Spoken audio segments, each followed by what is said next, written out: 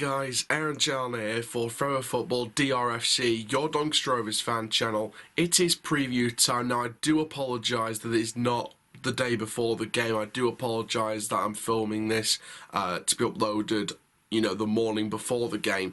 And I'm recording this and it's like midnight or just past midnight. So this is a very late upload because I'm literally been working my butt off this week. So I do apologise for the lateness of this preview, but we've got it done anyway. We're getting it done. We're getting it sorted, which is good. At least we get it done and sorted as soon as possible, or as soon as. But this is the match preview.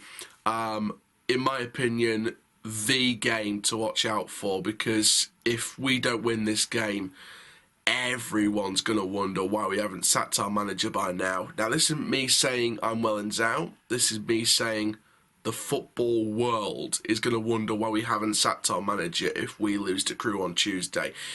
Some football fans, if not half the football fans of the world that are rivals or fans of the club, may give him the Scunthorpe games as well.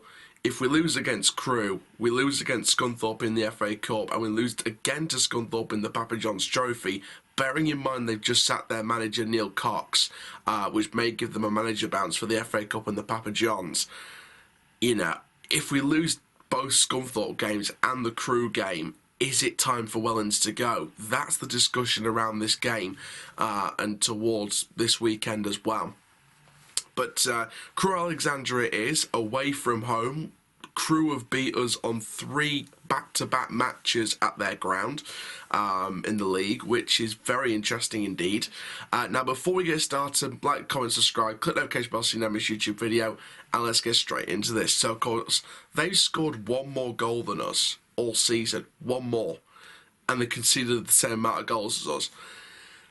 This is truly bottom versus second from bottom. Now, like I said, it's a massive game. I'd say it's season defining. And to be fair, like I think we've said it in the past though, like this next run of games from 16th to 22nd place teams, we always said they were going to be season defining. And looking back at those matches, looking back to where we said they were going to start from, it was when we played Gillingham. That was where the run starts from. Lost to Gillingham. Cheltenham, we won. Cambridge, we drew. Charlton, we got battered. No, don't need to say anything from that. So from a possible 12 points, we've picked up 3. I think I'd probably predicted, out of the next 6 games where we pick up a possible 18 points, I said 3 points out of all of them wouldn't be good enough. So if we lose here, this is going to be a very prolonged relegation battle if we lose here today, if we get rid of the manager or not. But again, the discussion comes up about as well.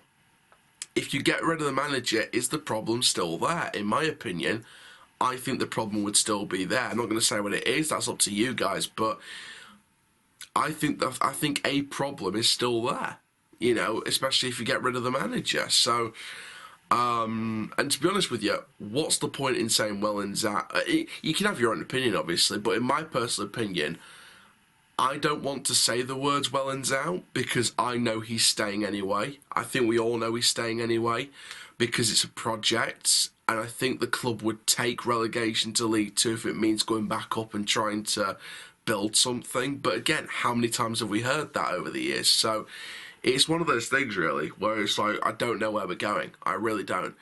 But we have to win this. We have to win this. Now, Wellens has said he'll try and change it up on the road against Crewe. Should be interesting to see how he changes it up. Is he going to sit back and let Crewe put pressure on us and then we counter them? I'd dread if we did that. I really, really would.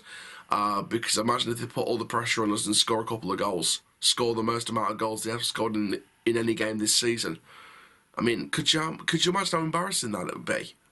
Imagine how embarrassing that would be. Because I think it would be really embarrassing. But let's go into my predicted team for this game. We know that Rowe's back in training, he's back. Bostock is the only 50-50 doubt for this game, the only fresh one. We know the other players that are out, Close, John, Okanabiri, Taylor, you know, that list. We have heard they're back for the Lincoln game though, all those players that are out, so hopefully fingers crossed. But my predicted team is as follows. Dahlberg in goal, back four of Rowe, Anderson, Williams and Noyle. Smith and Bostock in that midfield. Galbraith as the advanced midfielder, as I would always like to say it. Hawula on the left, Vilker on the right, and Adu up front. Now finally for this video, my scoreline prediction. This is a hard one. I'm not going to lie to you guys, because I want to see us get that win. But again, Crewe have beat us on the last 3 games in the league at their ground.